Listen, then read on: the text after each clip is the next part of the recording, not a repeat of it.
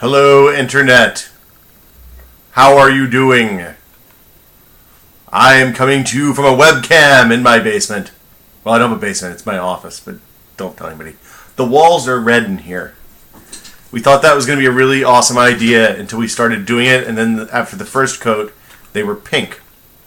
Then after the second coat, they were still pink, but there was an occasional light red splotch. And 4 coats later, finally, they were red. So we learned 2 things. 1, don't paint your walls red. 2, if you do choose to paint your walls red, use a primer coat, because that would have saved us about $200 worth of paint. There you go. That's how we're going to start today. I've got a bunch of questions here. I am in tested.com/live chat. If you have questions, add them at me. It's at will. I'm going to answer. I'm just going to start at the bottom.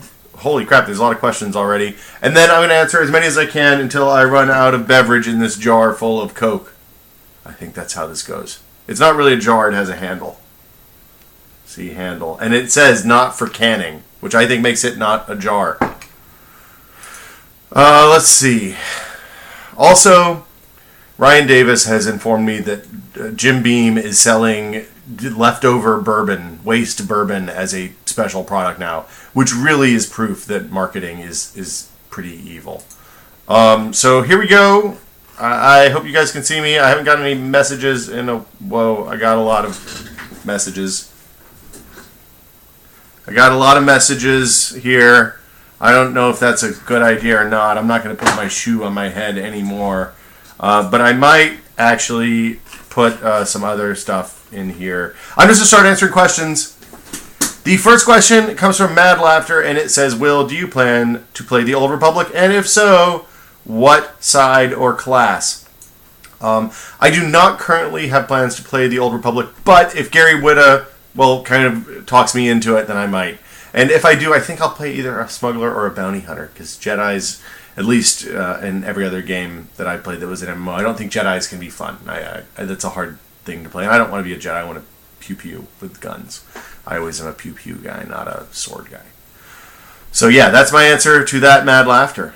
Falcon wants to know, can I get away with using an HD webcam for shooting footage of a smartphone, or should I get something like the Flip HD? Do you think the close range of what I would be doing would be an issue for the Flip HD? I can only assume, Falcon, that you are going to be shooting Windows Phone 7 videos with a Windows Phone, and since your camera's on the Windows Phone, I would say a Flip will probably be better. Focal range is hard. You probably want a ZI-8 actually for up close, because you can kind of flip into that macro mode and get it a few inches away and do a much better job. It's tough to do any kind of video with fixed focus camera of screens because it's hard to focus. You want to focus just a little bit into the screen, not on the surface, which is why we have $3,000 cameras that we aim at the screen when we do that stuff. I don't have a good answer for you there, buddy. This is not a good place for what should I buy questions. I'm going to put that out there. What should you buy questions? Put them on the forums, because more people will help you there. And I'm not going to go do a bunch of research while we're answering questions, so if I don't know the answer off the top of my head, it's not going to be real good. And also, I'm not as funny as Jeff or Rory. Rain1 wants to know if I'm fighting for the Stormcloaks or the Empire in Skyrim. Which faction did I pick? In true Will Smith fashion, I have waffled until I have not. I've killed some Imperials. I felt like that was the right thing to do since they had a poor Nord prisoner.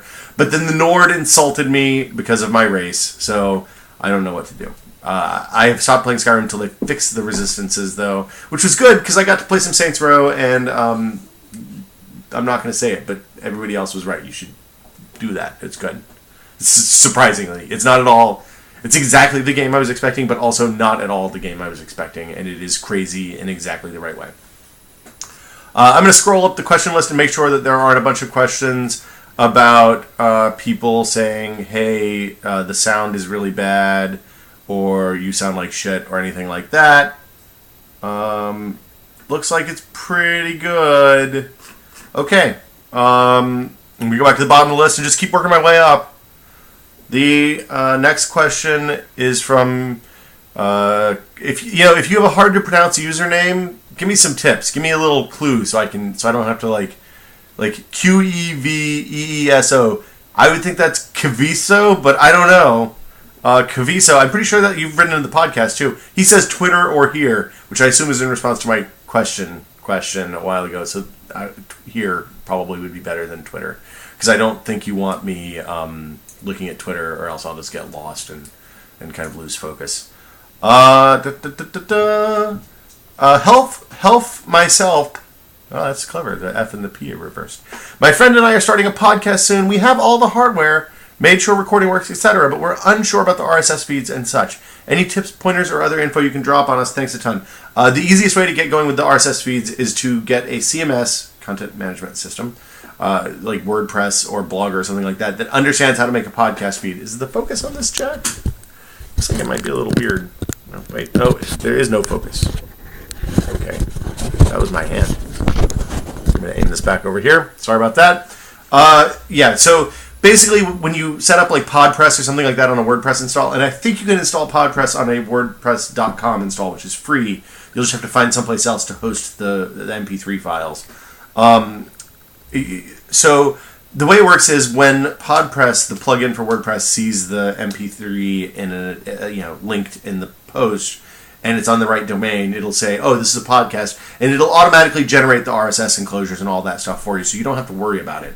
It might ask you things like the length of runtime for the podcast and the number of bytes or kilobytes file size it is, but other than that, it's pretty straightforward. So I don't know if you can run PodPress on a WordPress.com blog, though, so that's the big question.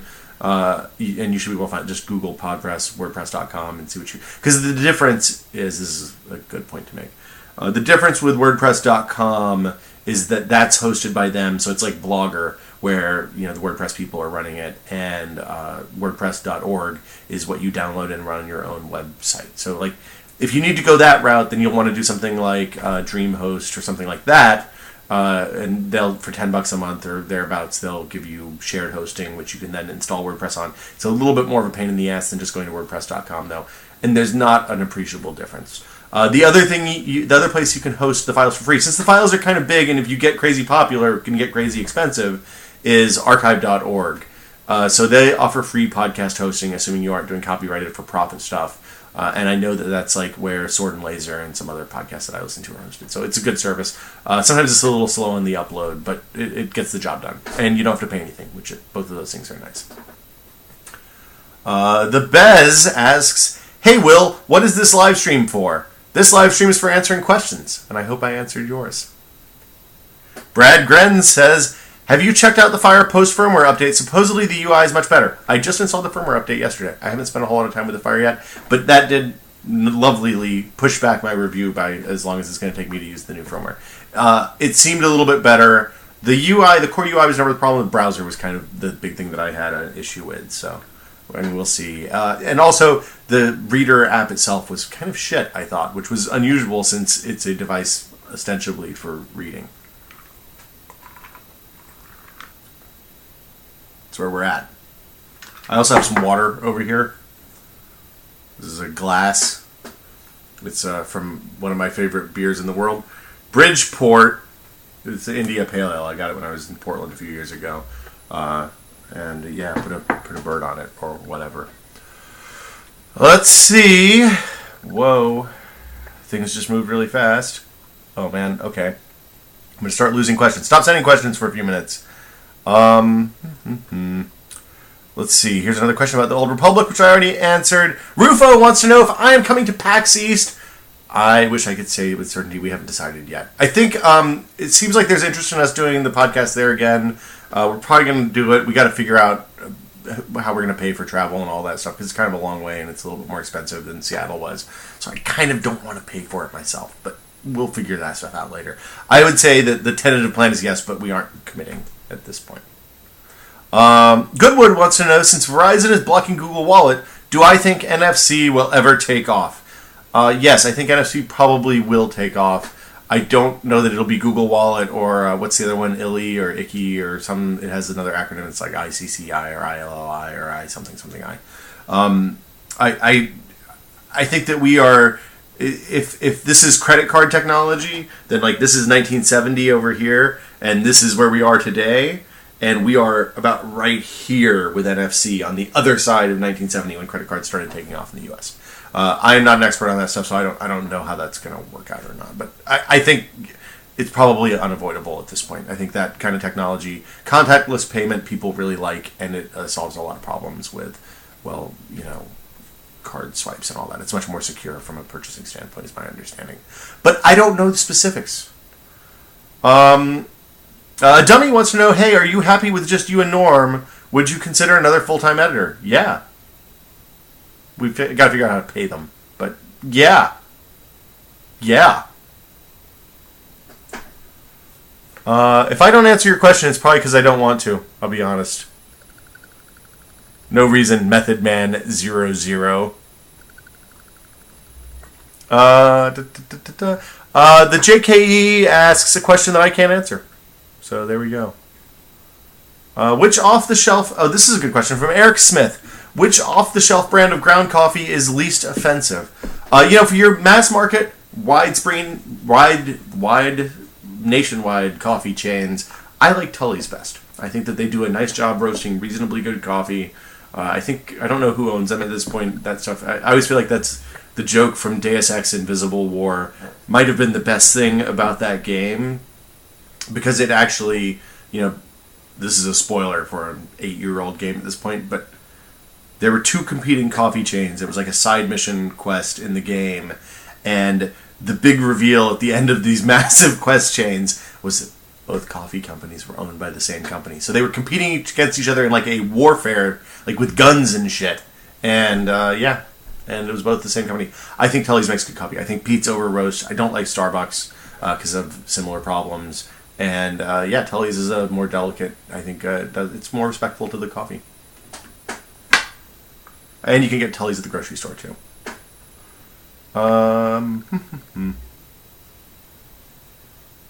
Let's see. I think this is RJFNC asks, do I know of any programs or tricks about monitor profiles for a multi-monitor setup? My best trick for multi-monitor is Windows key plus P, which will cycle you between primary monitor only, cloning, mirroring both monitors, extending the monitor from one to the other, and secondary monitor only. It is a fantastic thing if you've done like I have and knocked a hole in your wall that you can connect your PC to your HGTV with. Really, really good tip there. As for profiles, like there's Ultramon and Multimon and all that stuff, you can set up multiple wallpapers with that. I think that's still a hassle in Windows 7. I'm not running Windows 7 Multimon anymore, so I haven't looked at that in a long time. I know with Windows 8, they finally added the ability to have distinct wallpapers on each of your monitors. So there we go. We're into the future now, guys. In a time when Multimon is actually kind of not that important to me, finally I don't have to make... Because the way this used to work is you would take a giant-ass canvas that was the size of your desktop, all of them, and then array that exactly how you have the monitors aligned in that control panel so that the picture is lined up right. It was a real pain in the ass. Took a long time. It took me weeks to figure out how to do it, and now it's not necessary anymore. So, yeah. Bummer. Lieutenant Squiggs, who I missed before, said he's purple, so I naturally avoided him entirely. Lieutenant Squiggs, or LT Squiggs, asks, we've seen you get injured in tested videos. What's the craziest injury you've gotten doing tech-related things? Let's see, the year that I won the PC building contest at CES and cut myself and bled all over the PC that went to the school kids, that was weird. I've gotten... Let's see, when I first started at Max PC, it was in the Athlon... I guess it was prior to Athlon 64, so it was probably like Athlon XP. And is that right? I can't remember. But anyway, it was when they had exposed dies. They didn't have a heat spreader on the chip. So, when you're mounting them in a motherboard, you could crack the chip itself and destroy your CPU really easily. But I was building a machine, and I think we'd powered it up by accident. I was like, is this on? I can't tell. Because we hadn't put the cooler on. Whoever had put the machine together hadn't mounted the cooler on it. It fell off as I was spinning it up when the fan started spinning. So I thought, it's off. And I reached out and I touched the CPU, and I burned a little tiny... CPUs were really small back then. They were, like this, smaller than your pinky fingernail, probably. And it burned that into my thumb, which really, really hurt. It was like a 2nd-degree burn. There were giant blisters and everything in a perfect square shape because my finger pad completely covered it. That really sucked. I haven't done anything really bad to myself, though. Norm would probably remember better than I would, actually. I'm a little accident prone.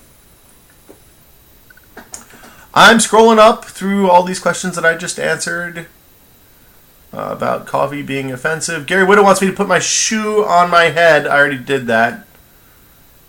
Whiskey Abe is talking about rough stuff. I think that's probably the fake booze. Okay, this is a good question. Bananas wants to know, what do you feel about the latest Windows phones, like the HTC Titan, Lumia 800, Samsung Focus S? I think that the Lumia 800 is a very exciting phone. I am less excited about the Focus S and the Titan, more because I kind of feel like I've seen what those manufacturers are doing with the platform, and they're not, like, they both look like and feel like I haven't spent, disclaimer, haven't spent massive amounts of time with them. I've spent a little bit of time. They both feel kind of cheap. So the Lumia is coming. They actually are sending one now. So we should have it probably early next week for maybe a live quick look. I'm super excited about that phone. I used Nokia phones years ago. I like them. The hardware looks really good from what I've seen in pictures. I'm really interested to see how it holds up in the real world. I'm going to take about 2 seconds and tweet that I'm doing this again, just to remind people. And yeah, we'll be right back.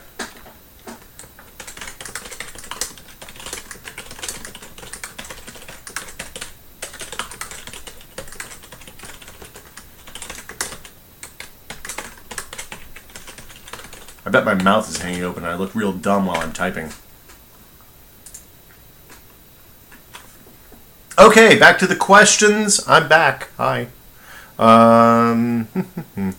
QR Kazan 11 says, "Hey Will, you are a chem major. If so, how did you get into tech journalism?" It's actually a biochem major because I'm really a masochist instead of just a little bit of a masochist. People are reacting strangely to the fact that they saw me tweet. Okay, so yeah, how did I get into tech journalism? I think I told this story in the podcast. It's not as interesting as it might seem. Basically, I wrote a letter to Ars Technica when Ars Technica was brand new and real small. Wrote a letter to Ars Technica, I think about something BOS related. So if you don't remember B, well, if you just read the Steve Jobs biography, you read all about B because there was a fair amount dedicated to it.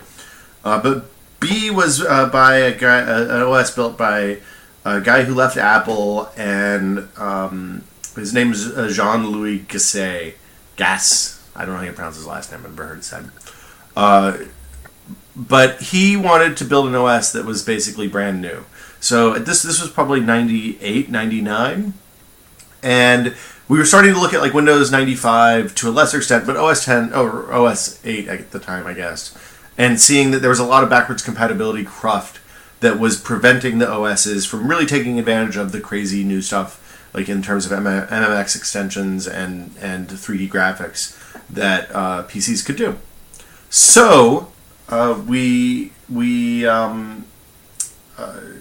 they went out and they built this brand new OS, and it was amazing. You could run, this sounds crazy now, but you could run 4 or 5 videos, or maybe up to 10, I can't remember what the number was, on relatively shitty x86 hardware, like 300 megahertz Pentiums, at the same time. So simultaneous video rendering and all the stuff that Windows couldn't do. And I thought it was really fascinating. I'd gone through all those OSs. I ran Linux for a long time, and I was working IT for the University of Tennessee, so I had done ERIX maintenance and a lot of Sun workstation maintenance and stuff like that. And so I think that they had written something on Ars, and I disagreed with it, so there was some trolling on my part, and Ken liked the letter, and I can't remember whether he told me I should apply or just hired me on the spot, but Ken Fisher, who's the editor-in-chief of Ars, said, "Hey, you should come write for us." So I went and wrote for him, and it worked out really well for me. And from there, I ended up going to work at Maximum PC after a while, and yeah, here I am. So that's weird, right? I'm going to answer another question now. I don't like talking about myself. But biochemistry, it's a major. I remember just enough of that stuff to be really dangerous. See, we got the podcast question done already. You don't have to send questions twice. I'm reading them all in order. If I skip them, it's because I probably don't want to answer the question. Brad Grenz says, "Hey, Will, are you planning to emigrate to Kepler 22b?" I don't know what you're talking about. I assume Kepler 22b is some sort of space station or asteroid or something. Maybe a follow-up. Royale with Cheese says, "Hey, have any tested editors played with the GSM Galaxy Nexus? Thoughts?" No. It's hard to get Galaxy Nexus I here in the United States, much less GSM ones. I would like to get a GSM one to test, mainly because it's a lot easier than trying to forward text messages and all that stuff. But conversation for a different day. I'm very interested in the Galaxy Nexus. After the Lumia, it's the phone I'm most interested in testing that is not an iPhone 4S, which I feel like I have a pretty good handle on now. Always Be Clothing asks, "How is your project of building a brick oven for pizza coming?" It is on indefinite hold, per request of my wife, until we live in a different house so that I don't have to do it twice. Maybe I'll do it next year when she's away for work or something. Hey, honey, look what I did while you were gone. I can see how that would go. Dino Souza asks, "Hey, Will, what would your ideal Christmas gift be this year?" I am the worst person in the world to shop for, because when I want something, I just go out and buy it. There are a few things that I really need that I have not gotten off my ass to go get. The first is more socks. I've started wearing holes in all my socks, and they're kind of nice socks, but some are fairly old. So I've been buying new socks. I feel kind of Dumbledore-esque talking about wanting socks for Christmas, but I want socks. I also would like a new pair of rain boots, but I think that's something I probably have to pick out and buy for myself. Because I don't think people should buy shoes for other people, except for maybe slippers, which are awesome Christmas gifts. Get a really nice pair of slippers that somebody would never spend money on, and my feet are happy. I'm wearing slippers right now. I got them as a Christmas gift. I never would have spent money on them. I'm going to hum to myself while I look for a question to ask. Hey, MethodMan00 asks, "Hey, Will, do you play any fighting video games?" I buy a lot of fighting video games. I play them until I realize that I'm not very good at fighting video games. And then I put the stick back in the box under my desk. Hold on. Well, there's like 6 or 8 months worth of shit piled up on top of it. So that tells you what the last fighting game I played. I played a fair amount of Mortal Kombat. I played that with a pad, though. The normal Xbox gamepad. And played, before that, Street Fighter 4 and Super Street Fighter 4. And Jeff kindly tried to teach me a little bit about how to play fighting games, but I'm too old and not fast enough for that. I think you have to get that kind of muscle memory. Like, I can do moves, I can shoot fireballs and stuff like that, but I'm never going to catch the frame animations that tell me when to do things. And I mean, for God's sake, there's so many characters in Super Street Fighter at this point that if I have to know what all of them can do and how to counter all that, I'm just going to curl up in a ball and go play some Quake, because I'm good at Quake. So, yeah, I buy them. I play Mortal Kombat for... the one exception is the wife likes Soul Calibur. So we will fire up Soul Calibur sometimes and beat each other with swords and sticks, and that's pretty fun. But we're both equally bad at that game, and there's no real skill involved. So, like, at best, I'm blocking, which, blocking is hard. But yeah, so that's it. That's my answer to that question. Chloe's not in the room right now, because if she was here, she'd probably be barking because I'm not paying enough attention to her. She's enjoying the fire in the other room, which is burning and making our cold California house nice and toasty warm. You'll notice I'm wearing a sweater and like 2 t-shirts because it's freaking cold in here. I've got thick wool socks on. I could be out by the fire right now, but instead I'm, drinking stuff out of things that aren't jars.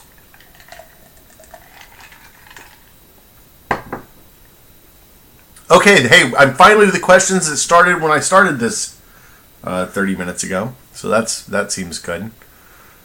Hey, Dubs says, "Hey, Will, I'm in a bit of a book rut, having just finished all the Hitchhiker's Guidebooks." That's a worthy endeavor. I approve of that. Any recommendations? So, let's see. Things that I have loved recently. I think China Meevil, however you say his name, can pretty much do no wrong. I like almost all Neil Stephenson books. If you've not read those, start with Snow Crash, go to Cryptonomicon, maybe do the Diamond Age. I don't know. I'm back and forth on that. I think it's a prescient book, but not necessarily my favorite book. And then an Anthem, if you like the Cryptonomicon, you should dig into an Anthem because it's rad. I'm finishing up Reamd right now. Literally, I got off the train tonight and kind of went and sat in the car and read the rest of the chapter because I'm closing on the home stretch. I was a little down on that book for a fairly significant portion of it, but it's been pretty good so far. I'm trying to think what other stuff I've read. Here, I can just go bust out. Here's the iPad. See, I really do use this thing all the time. It's here right now. Yes, I would like to sync. Thank you. Oops. Let's see. Go back to the home screen. Oh, I haven't. I wiped the iPad the other day, so I don't have anything on here. See, I just read Children of the Sky, the Werner Vidge novel is next. I've heard kind of mixed things about that. Ian Banks is really good, but not particularly funny. I'm flipping through my list of books here. I read the William Gibson Zero History finished that a few months ago. That was okay. I thought the first one was better. The Steve Jobs biography was entertaining, but I don't know that that's for everyone. I liked both Kraken and The City in the City by China Miéville.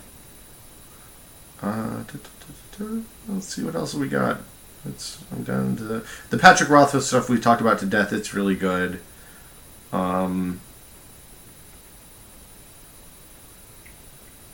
Yeah, that's what I got on here so far right now. Let's see, the other stuff. The Wind Up Girl was another book I read in the last year or so that was phenomenal. Really, really good. I think that's it. I think that's where I'm going to stop right now. On books, at least. I have... I'm skipping past all the people saying sound is great, so I know where we are in the show now. That's weird. Lick is asking, what games have I been playing and what's my favorite so far?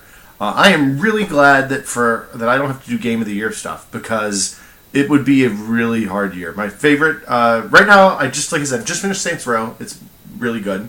You should play that.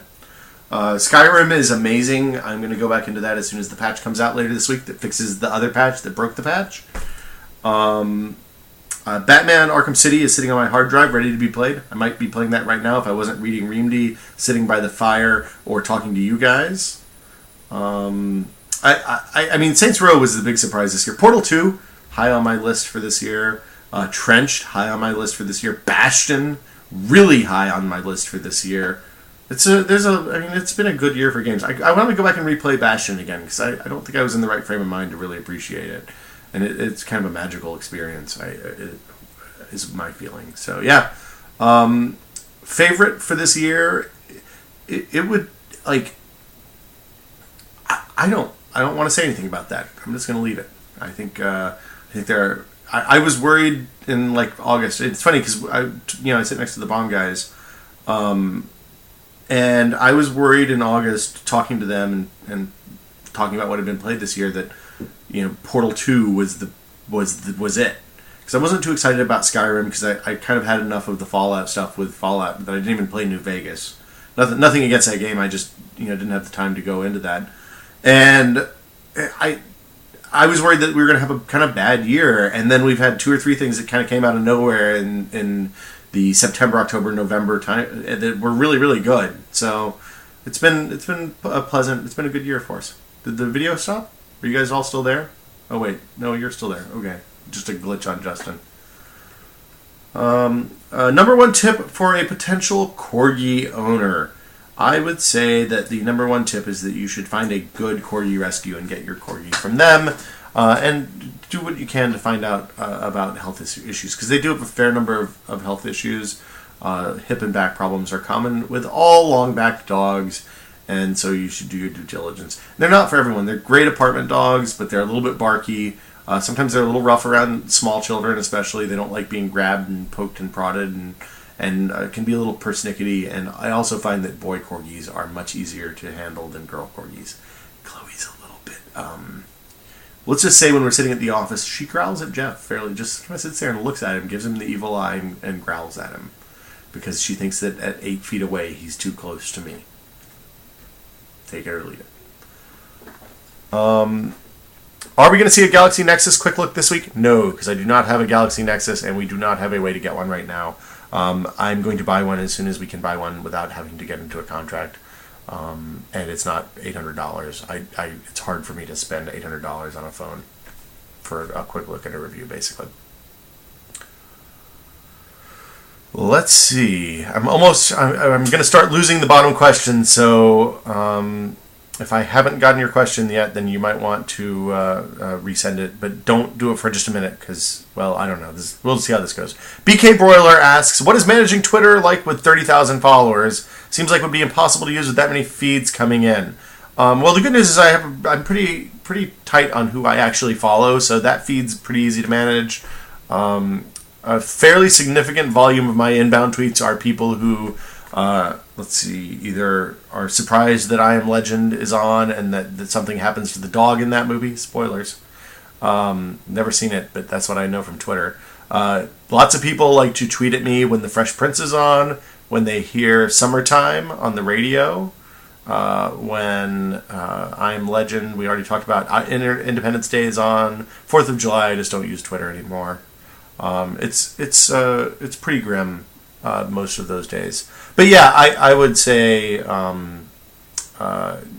thing I try to do is respond to as many people as I can. I used to respond to everybody. That doesn't work anymore. So I kind of pick and choose, and I've gotten really good about using favorites to mark stuff that I want to come back to later when I'm someplace that I can't respond. Like if I'm on the train on the way into work, then I'll respond to a bunch of people, and then I have to go back and resend it later because the signal doesn't work in the subway.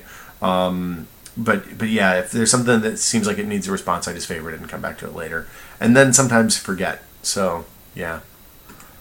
Munocard, I'm losing questions at the bottom here, so I apologize, guys. Munocard says, hey Will, are you coming back to Houston next year for the next Coffee Expo thing, or did that not really pay off? We are going to go to the next Coffee Expo thing, as far as I know. It's in the budget right now. But it's in Portland next year, not Houston, so I'm not going to be coming back to Houston. So yes and no, sorry.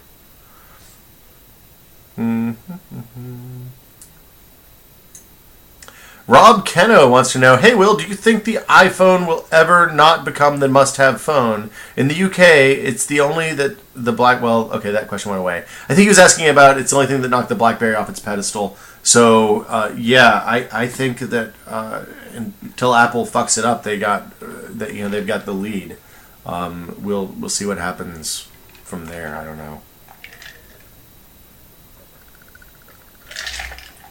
Well, let's see. Lick asks, do you hang out with Norm outside of work? Yes, but only when I can't help it. No, Norm's a good dude to hang out with. We play games and occasionally go drinking, and have gone to concerts on occasion. And we saw the Muppets. So, yeah, we hang out outside of work. The Jedi Cake asks, hey, Will, waffles or pancakes? No question mark, so I'm not going to answer that. The Bez wants to know, hey, Will, what did you buy your wife for Christmas? What about for Chloe Bananas? Chloe Bananas is a dog, so she doesn't even come with us for Christmas, which is really a bummer. But because we fly, we don't take her, because flying with dogs is not a good thing. And I'm not going to tell you what I bought my wife for Christmas, because she's right there and she's listening to me, so it would fuck up Christmas, basically. Bananas wants to know, hey, Will, why did the hipster burn his mouth? Because he ate his pizza before it was cool.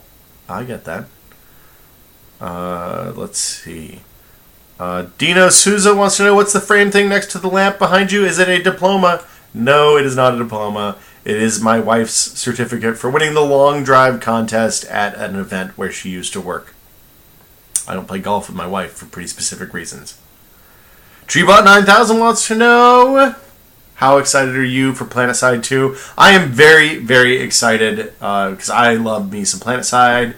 Some of the best moments in games for me were like loading up a galaxy, filling it with an APC full of dudes, flying off, and then dropping that APC full of dudes into a base where they all jumped out and killed a bunch of dudes and then probably got blown up. That game was rad. PlanetSide 2 I'm very excited about. I cannot wait to see what they do with it. I hope that Sony Online does not fuck it up, because I'm going to be really bummed out if they are. We should talk about Gary's origin story on the podcast.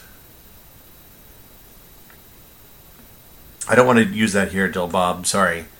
It's a good story. Actually, I don't know that it's... We used to work together. That's the short version. Luke Vargas says, hey, Will, What are your favorite iPhone, iPad apps of 2011? That's an interesting question to ask. I have a document here, open in front of me right now, that says, headline is, my favorite iPad apps of 2011. It doesn't have anything on it yet, because we just talked about making the list today, so the list is made. But we'll do a video before the end of the year. How about that? I am looking at other things. Wumbo 3000 says, hey Will, when did you start becoming a coffee snob? I'm a little offended that you would consider me a coffee snob. I like to think of myself as an aficionado, not a... Wait, hold on. Yeah, okay. Let's see, when was the first time I had a good cup of coffee? The first time I had a cup of coffee that I was like, wow, this doesn't taste like coffee, it tastes like something good, was probably at a restaurant in San Francisco. And I wish I had like an origin story or something for that, but I don't. The only thing that I realized is that eventually I realized that some of the coffee shops around town were better than others. And that I liked Tully's was actually one of the things. I was like, oh, I actually like Tully's coffee better than Starbucks. And then I started going to little independent coffee shops. I was like, okay, some of these are really good, some of them were kind of garbage.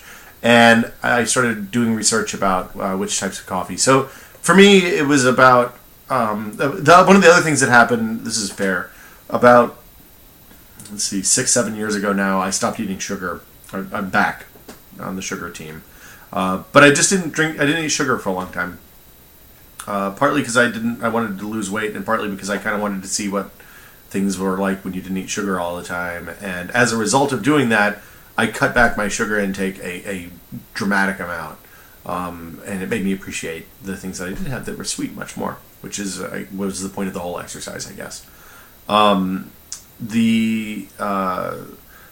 During that time, I stopped putting sugar in my coffee, and I almost thought I would stop drinking coffee, but I also stopped drinking soda and stuff at the same time because of the sugar thing. And the not putting sugar in the coffee made me more able to tell what coffee was good and what was bad, and made me see a difference. So then I transitioned from that into not putting cream in the coffee anymore, which was a whole other thing. And, here you are. So keep putting cream and sugar in the coffee if you don't want to be like me. That's what I say. I don't think I'm going to ask. I don't think I'm going to answer Witta questions and Norm questions. I'm not going to. You don't rate friends. Snake6473 says, hey, I've been on Apple computers for a long time and have been looking to go back to Windows. Do you think Windows 8 would be a good start to get back to Windows? Maybe. I don't know. It's not going to be out for a year, so it's kind of hard to say. Yeah, I mean, it might be better. We'll know next year. The thing is, there'll be a beta in... Not guaranteed, but I assume that there's going to be a beta in January, launched around CES or shortly thereafter. So we'll know then. Until then, we're kind of boned. So we'll just wait and see.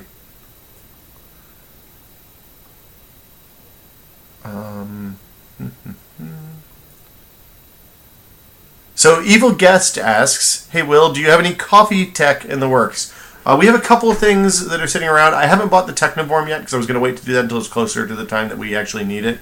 And I was kind of thinking we might make it the new Office Maker, but I mean, who knows? I also have been told by people who know better than me that those are a little bit overrated sometimes, so we'll see. I don't know if I'm going to... They're kind of expensive for something that may or may not be overrated, and we'll get one video out of. I'm kind of out of gadgety... I know I used the word. I'm kind of out of gadgety coffee makers. So if somebody knows of something that's kind of like inexpensive, $50-$60 at the outside, maybe $100, that we haven't tested out yet, send me links and I'll get it in and test it out. But for right now, I don't really know a whole lot else. So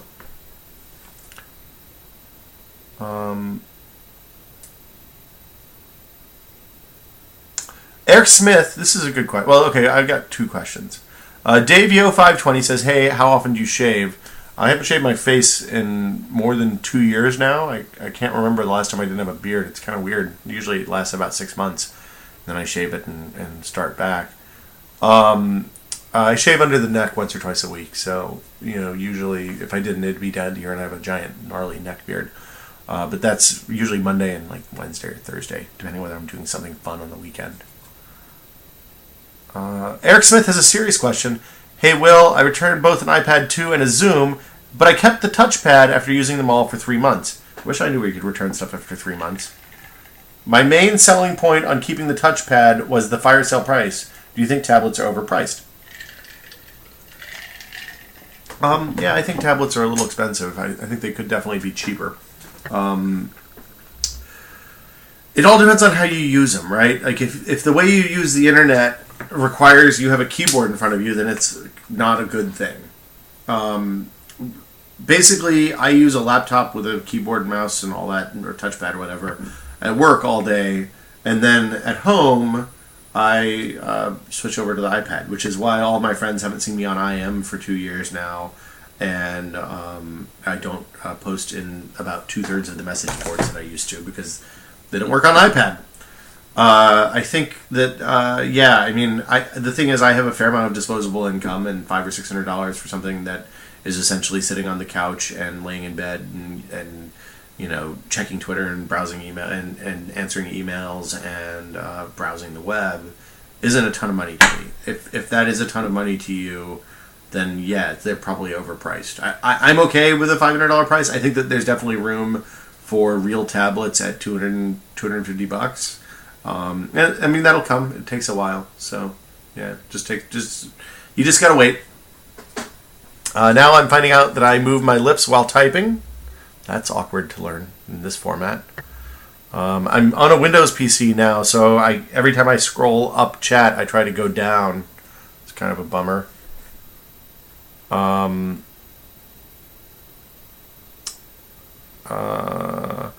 People are asking about executables. I'm not going to sing Rocky Top. There was a good question. Somebody was asking about Sonic.net a minute ago. I missed that one. I'm going to scroll up and get some more future questions. I'm just looking for good questions here. There's a bunch of them. I'm going to go all the way to the top. Let's go to the future. Like an hour. 45 minutes, I guess. Wow, okay. So that was... okay, so this is good. Swim is asking about episodes of Tested the Show. Wow, it got blurry there for a sec. I was really pleased with the way the first episode of Tested the Show worked out. It was a ton of work.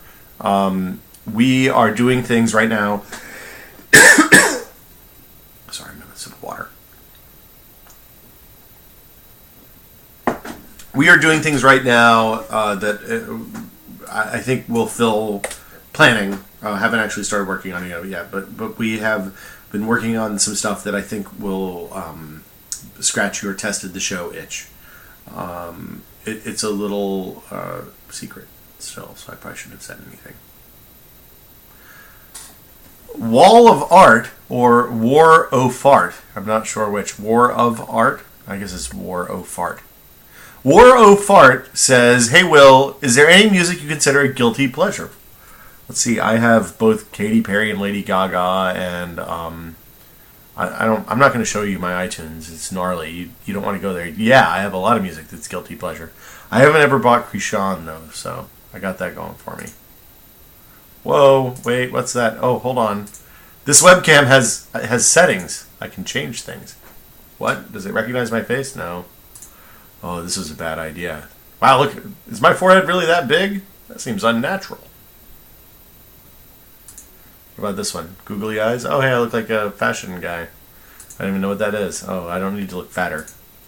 What? Is the mouth big? Okay, I'm going to stop this now. People are going to get really upset.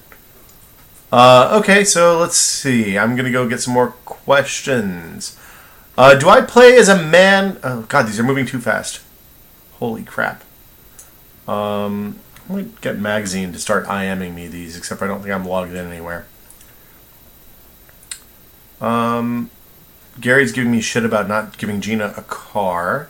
Oh, this is a good question. Lane wants to know, I don't know if this is a good question, but it's a question. Lane wants to know, would you rather eat 43 hot dogs or 1 ghost pepper? I've had some spicy food before. Boy, that's tough. 43 hot dogs is a lot. I guess assume it's with buns too. I think I'd rather eat the ghost pepper, but I would think real hard about what I was going to put around it to cushion the blow. I think I'd probably eat a lot of yogurt first, maybe some Pepto-Bismol. They're supposed to be really hot. I've never had anything anywhere near that hot, but the times I've gotten close have been really unpleasant. It's too spicy for me. I like spicy, but I don't like Texas spicy.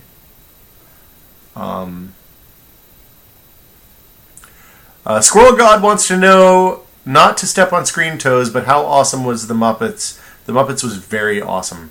I'll tell you a Muppet story.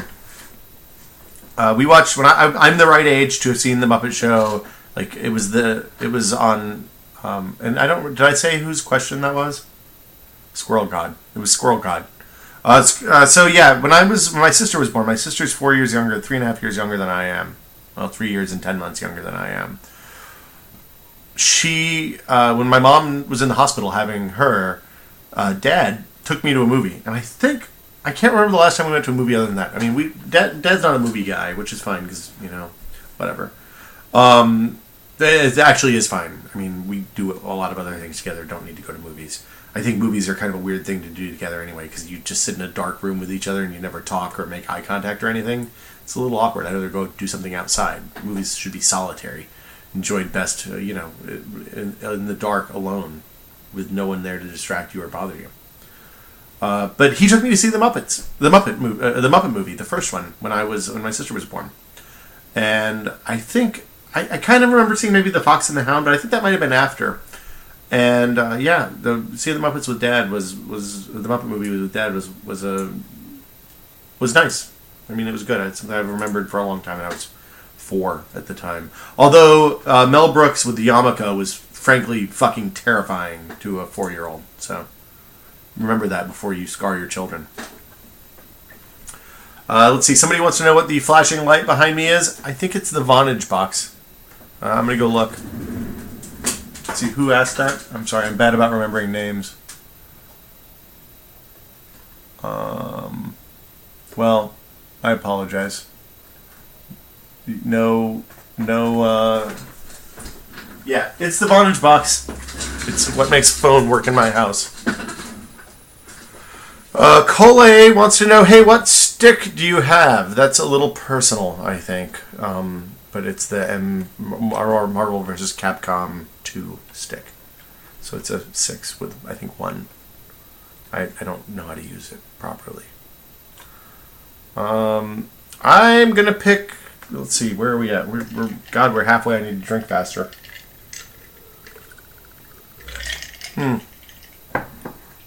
I am overwhelmed with questions. Magazine is asking, hey Will, console but still tech related, do you think we'll see Console Wars 2012-2013?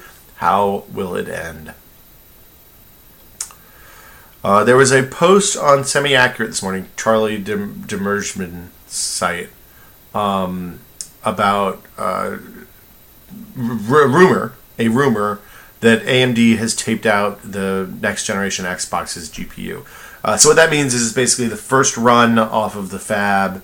It's a test run to see. It's not something that's going to go in prototypes or dev kits or anything like that. It's way before that. But it's basically the kind of thing that they do to publish, to see how it works in the real world. Because a lot of things change between theoretical chip design. I don't know a whole lot about this stuff, but that's what I've been told. There's a lot of random factors that can add up, and a lot of tiny little changes and variances and stuff in the way you lay out the chips, actually put the circuits on the die, can have weird impacts and unexpected consequences. So you tape it out, you see how it works on these dev boards, and then you go from there. And the rumor is that happened today for the Xbox, which puts it on track for hardware anytime between like next June or July, which probably isn't going to happen all the way into 2013, which I think is pretty likely. I think like a spring-summer launch for the next Xbox in 2013 is pretty likely. I think probably Wii U, who knows what Nintendo's going to do. They're going to try to get that thing out as fast as possible since Wii sales have kind of gone in the toilet. And then who knows what Sony's going to do, because I mean they're Sony. They've got the Vita to deal with, so we'll see.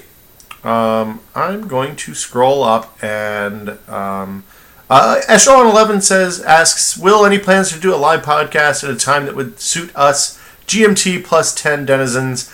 I do not know what GMT plus 10 means, but I know that you live in Australia, so I'm going to say maybe. 10 hours, let's see, we're -8, so that's an 18-hour difference. That means we'd have to do it at like 8 o'clock at night. Yes, we have talked about doing evening podcasts. It won't be this week. Maybe closer toward the end of the year. It's a little tough. But yeah, we'll definitely do it and see what people think. I'd like to find a time, and I think that if we do it, I'm trying to think. When we did Oktobercast, we were talking to people from Australia and Europe at the same time when it was nighttime in Australia and morning in Europe, I guess. So maybe if we can figure out a time that works for that doesn't involve being at the office at 4 o'clock in the morning, we would do that. But I don't know. We might just do 2 separate ones and do a real early in the morning one and a late one. Since we don't pay Gary, I mean, don't remind him. But you know, I always feel bad asking him to come in at 6 o'clock in the morning. We haven't done it yet, so I haven't had to feel bad yet. But I think I probably would feel bad asking him that. Chrisbot84 says, Will, what do you prefer? Reading an actual hardcover book or something on an iPad, Kindle, whatever. To me, nothing can ever replace the tactile feel and weight of, and even smell of a good book.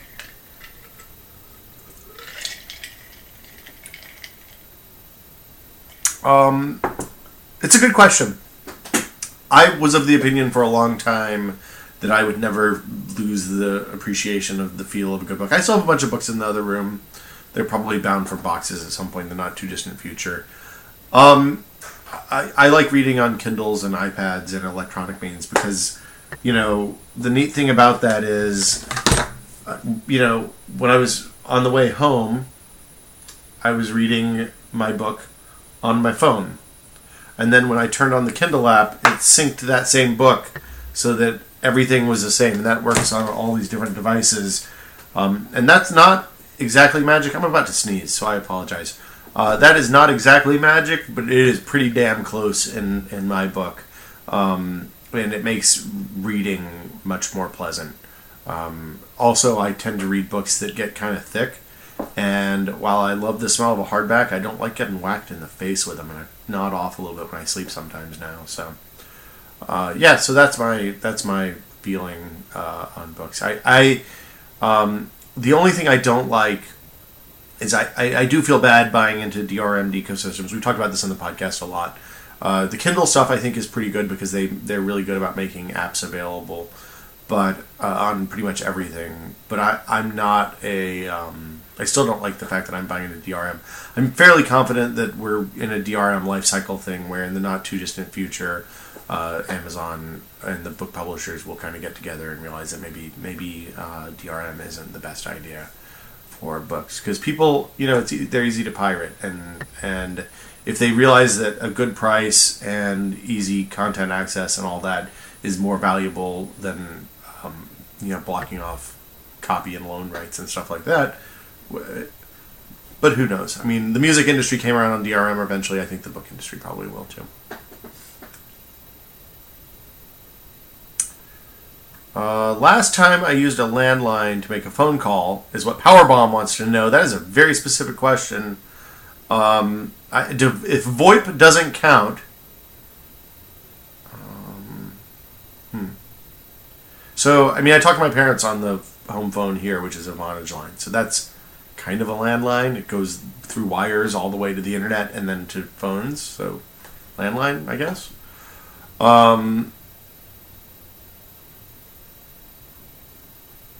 I don't remember the last time before that. Maybe I haven't picked up a phone in a hotel in ages. It could have been while I was at a hotel and ordering room service or something. Maybe, I don't know. It's been a long time. The last time might have been at my parents' house a year ago at Christmas time. I don't know. That's a weird thing to ask. I'm going to scroll back up to the top again. Holy crap, there are a lot of questions here, you guys. Let's say I'm going to take another 15 minutes. Looks like about 15 minutes.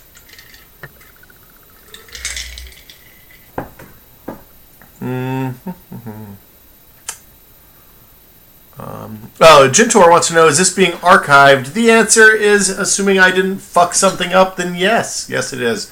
I'm saving a file on the computer right now, and I'll upload it to the internet later.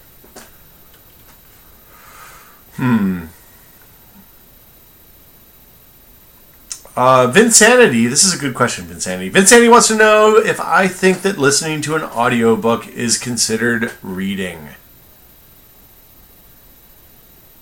I don't know. Maybe. Why not? You get the information in your head. You're listening to it. I'm not a big fan because I can read about 15 times faster than I can, listen. I would love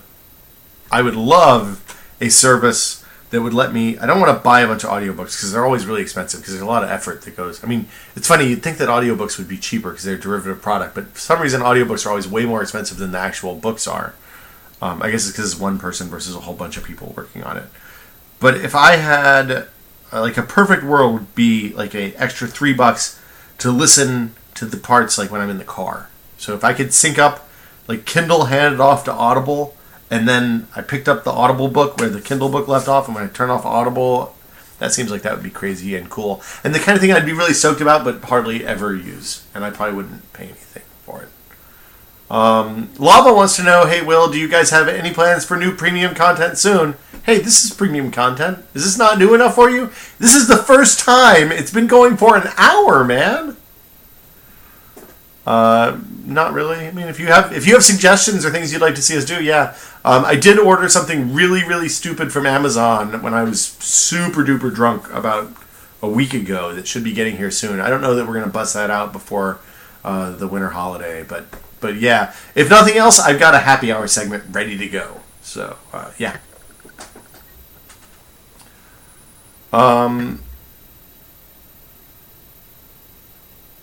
Maz Nasty says, hey, there have been a lot of political comments on the podcast lately. I don't like this. Will it continue? We just talk about what we're talking about. I mean, we have a conversation. So I kind of try to guide it in general directions. But if people want to talk about stuff that it's off the list, then, I mean, that's what tangents are. The politics stuff seems to be a really even split. I mean, I've been trying to kind of steer it a little bit away from there when we start getting down that path. Sometimes you just can't talk. Sometimes the things that we're talking about require us to talk about politics. If a lot of people really don't like it, then we'll evaluate and figure out a strategy and ban people who talk about politics scary.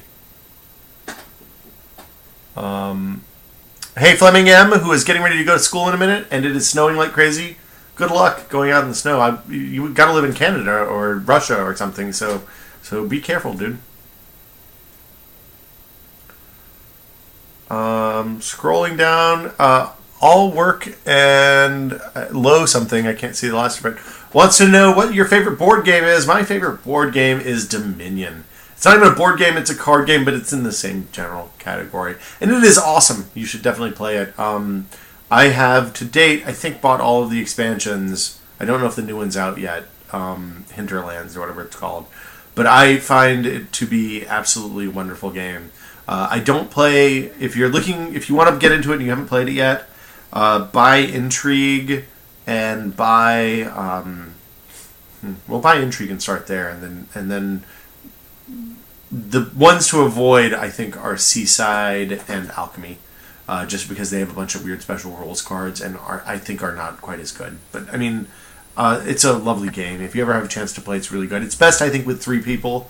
4 is okay, too. When you get much beyond that, then it gets really busy. It gets a little slow. So, like 5 people is a little bit too much. But in a pinch, you can play with 5 people. I think I'd rather play a 3-person game and a 2-person game than a 5-person game, though. So, there you go. I am looking at questions. Okay, so Evil Guest has another question, and he's rethinking his internet name because of pronunciation issues, it seems. Have you ceased watching How I Met Your Mother? I enjoyed the characters too much to drop it. It's become one of those shows like Seinfeld that if it's on TiVo, then I'll probably watch the episode. I'm not super invested in the characters. I feel like they've drugged this on like 4 seasons longer than it probably should have. I'm I'm tired of the kind of tired of just the end of like the never ending jokes about this is how I met your mother. No, just kidding. That was really lame last week. So yeah, I mean, I'm still watching. I guess it's one of the few current. I watched that in 30 Rock, and I've started watching Simpsons again, which have been really pleasantly surprised. I've been pleasantly surprised. Sam Dornan has a question from The Office. Hi, Sam. Sam wants to know if I'm a manly Muppet or a Muppet of a man. I am a man. Wait, hold on. I'm a Muppet of a man. You can have the flappy arms, right? Okay, I'm going to regret that one later. Let's see. Rollout wants to know, what things do you think you're the best at in whiskey media, skill and knowledge-wise? I am the best at taking shit apart and then putting it back together. Because nobody else really does that, so maybe Vinny does. But I've done a lot more than him. Although I think our record and finishes successfully is about the same, because he's only killed one thing that I'm aware of, and I've only killed one thing that I'm aware of, so we're even.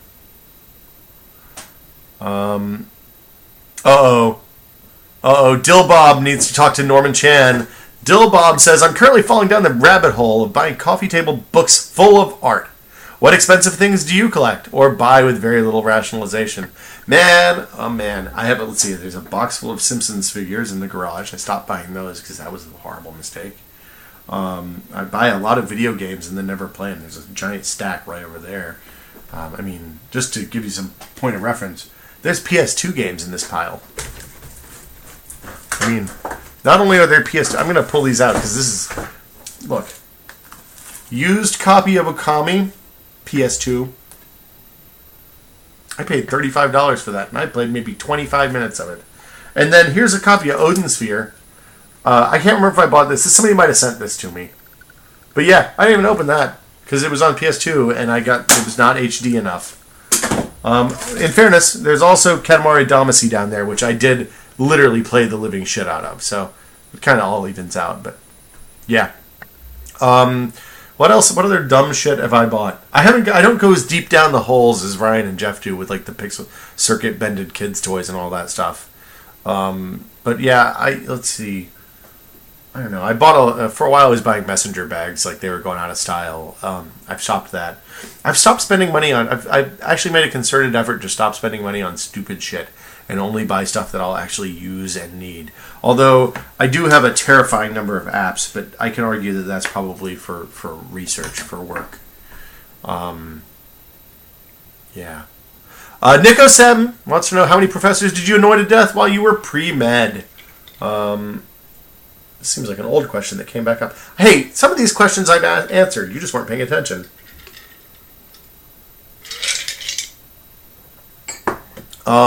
Let's see. So, hold on. I completely lost that last question, and it's gone now. Boy, I hope it wasn't anything really amazing. I'm losing stuff because I scroll the wrong way. I was kind of a bad student. Not a bad student. This is the pre-med question. I was just the invisible guy. I sat in class quietly and took notes and went to labs and did okay on tests and all that stuff. I didn't engage professors or TAs or student teachers or any of that stuff at all. I went to a big public school, so I think in the entire 5 years I was in college, I had maybe a half dozen classes that had less than 50 people in them, fewer than 50 people in them. So yeah, that's pretty much it. Spanko wants to know if I was a jock in high school. The answer is no. I graduated from high school and weighed 145 pounds and was the height that I am today. So you can fill that in. Also, I ran cross country and was in choir. I did an AV club stint for one semester in my senior year, too. Yeah. Lucky I ever kissed a girl. Dino Souza wants to know, what was my first video game console? Jeff and I were talking about this today. Very first console was, let's see. I got a TI-94A that my parents bought from the school because they wanted to have an educational computer. They wanted an educational computer in the house. And then they hooked it up and played Parsec. I think they got it for me for Christmas when I was in third grade, maybe younger than that, maybe second grade. I can't remember. Hooked it up to the computer, to the TV, because it was a TV computer, and played Parsec, which if you've never played Parsec, it's basically Defender, but without the little people. Just infinite lines of lasers, and you go left and right and shoot stuff as it goes up and down. But you didn't have to save human beings. And they played that for 4 hours, they said. This was a story I found out about last year. And then the next morning, they were really stunned when I turned on the TV and after I opened the present, and they were like, "Oh my God, it has sound." So there you go. That was pretty much the T99 experience. The first pure video game thing. So I learned a little bit of basic stuff. It was moderately good. I learned how to work kind of the shittiest spreadsheet program ever with that thing. And I played things like Scott Adams' Adventure and Pirate Adventure, I guess, the Yo Ho Ho and a Bottle of Rum one. I think it was Scott Adams. I could be getting that wrong. And that was it. And then when I was in 4th or 5th grade, so I guess I was at like 86, 87, I went over to Kid's house and he got a NES for his birthday. And I'd seen like Atari 2600s. It kind of like it was neat to play Pitfall, but kind of like the driving tanks around shooting stuff games never really did a whole lot for me as a young child.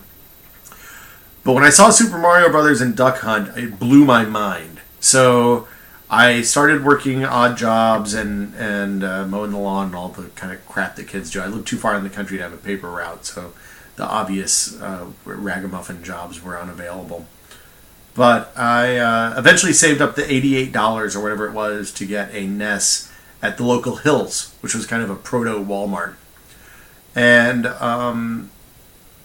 so I bought it home, and because I'd saved the money, my dad was like, "Okay, I'll get you one more game and a light gun," thinking I was going to go for Duck Hunt, because that would have been the obvious choice. I mean, who doesn't want to play Duck Hunt? No, not that bright. So I saw another game on the shelf right next to Duck Hunt with the light gun icon. I was like, "Oh, I want the other light gun game because I want to be different." I'm not talking about Hogan's Alley either. I'm talking about Gumshoe, which was a side-scrolling adventure game, basically just a side-scrolling game, where you controlled a private detective by shooting bad guys in front of him and shooting him to make him jump. And it's difficult to say with NES games because the difficulty was frequently badly jacked. But I remember that game being difficult to the point that if you held the light gun right on the screen, you couldn't actually make him jump enough to complete missions and levels. It was a really hard game, and also terrible. Really, really bad. So, yeah, I could have been playing Duck Hunt or, worst case, Hogan's Alley, but no, I went with Gumshoe. You should look that up on Bomb. It's a really, really abominable game, and whoever, like, if I knew who made that game now, I might write them a note, ask for my 1987 $40 back, or whatever NES games used to cost. So yeah, those are my first two consoles. Super Mario Brothers, I think dollar for dollar, $88 for Super Mario Brothers and a NES might be my greatest entertainment purchase of all time, because I played Mario Brothers. It's funny because I still have muscle memory for Mario Brothers. When you go back and play old school Mario Brothers with the D-pad, the timing just happens. You don't even have to think about it. It's amazing. Power of the human brain. And yeah, I think I got a couple more left in me. Cheddar Time says, I've never played these cardboard games before, but the Penny Arcade game greatly interests me. Is it a good place to start? I think the Penny Arcade game is a pretty good place to start. The basic concepts carry over into all the other deck building games. So the basic conceit with Dominion and Thunderstone and Penny Arcade and Ascension and a bunch of these other games, it's a real popular genre right now, is that you build a deck of cards that is designed to accomplish some task. Usually it's like collecting victory points, which are expensive or whatever. In Thunderstone, it's killing monsters. In Penny Arcade, it's killing the boss loot, which are essentially just monsters. And so it becomes about balancing the needs of making the deck better to buy more stuff with actually knowing when the right time is to buy stuff. So in Dominion, there's a point in every game where somebody starts buying the cards that are going to end the game if when they get them all, and that are also worth the most points. And when that happens, you want to have a deck that's loaded enough with cash and actions that you can buy as many of those cards as quickly as possible, so that you end up in a positive situation after finishing that round. And it's a really interesting concept. A lot of people say it's like Magic, but without having to do all the nasty card collecting stuff, and the decks, everybody's working off of the same pool of cards to build a deck rather than whatever they spend thousands of dollars getting Magic cards. I've never played Magic, so I don't know anything about them. But what I do know is you sit down like in Dominion with 10 cards in front of you, some gold, and some victory points, and at the end, someone becomes a man. So, yeah, there you go. I'm scrolling up to the top of the questions again. You guys are asking questions entirely too fast. Amorbus asks, what's up with building Jeff Green's PC? Can we expect it before the end of the year? I don't think we're going to get to it before the end of the year, partly because Jeff is traveling back and forth to Seattle all the time right now, so he's not around on the right days, and some other stuff's cooking too. So we'll do it when... the thing about these build a PCs for people is you have to do it when it's the right time for them. It's not about me. It's when Jeff wants to build his PC when he's ready. So yeah. Lick wanted to know what I'm drinking. It is a Diet Coke in a glass, in a mug. It's a mug with a handle. We'll call this mug time. Let's see. Ardennes, I assume who's French, wants to know if I have any opinion on MOBAs. I don't remember what MOBA stands for. I think it's Multiplayer Online Battle Arena. I assume that he's talking about things like League of Legends and Heroes of Newerth, and not any of the games that are out there right now that we shouldn't be talking about. But I'm kind of into them. I don't know. I'm not very good at them. I've never been very good at them. I played a lot of Demigod, which I think probably was an okay game, but not a traditional... I don't know. You didn't use the MOBA map. I don't know. And let's see, this will be the last one for tonight. We'll do this again. It seems like you guys like this. I'm going to post it on the site tomorrow, so if you missed it, then it seems like the archive has been going reasonably well, although the frame rate is a little low. I might bring a better camera home. And let's see, Rearse, R-I-R-S-E, Rearse wants to know what a good book to get on the Kindle for a new user is. If you like science fiction, this is where the Diamond Age... The first book I bought on the Kindle was The Diamond Age, because it's a book about a book that's not magical, but has technological prowess. I think that the first book that you get on a Kindle, I don't know. I mean, you kind of want to say, it should be a book about the future, right? It shouldn't be a book about the past. So that's all I'm going to say. Make it give. If you're giving someone a Kindle, I think one of the nicest things you can do is load up a book that you really love on it. One of the things I do like about the Kindle is, because I used to buy hardbacks. I have impulse control problems, as we've previously established. And I would go grab hardbacks, and my rule is never loan somebody books. If I'm going to give you a book, I just give it to you and keep it. And if you want to bring it back, that's cool. But I assume that I'm never going to see it again. So yeah, I think pick your favorite book of the last year. It's $10. I mean, 10, maybe 15 on the outside, maybe 20 on the real far outside if the publisher's really a dick, and preload that with them. Or if you want to be not as thoughtful, then you can just give them a gift card for Amazon. Or I guess giving them a Kindle is a really nice thing. But I think giving somebody a Kindle without a book on it is a little lame. And since they're $79 now, pony up.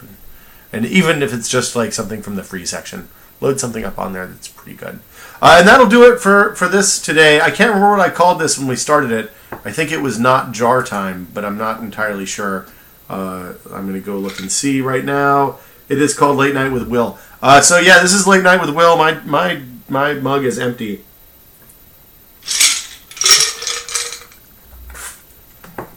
Get the Coke out of the old soup strainer here. We'll be back later with more of these. This has been fun. Until next time, I'm Will. See you guys later. Bye. I missed the click. I meant to click stop and I went right by it and clicked into Twitter. That was embarrassing. Really bye now.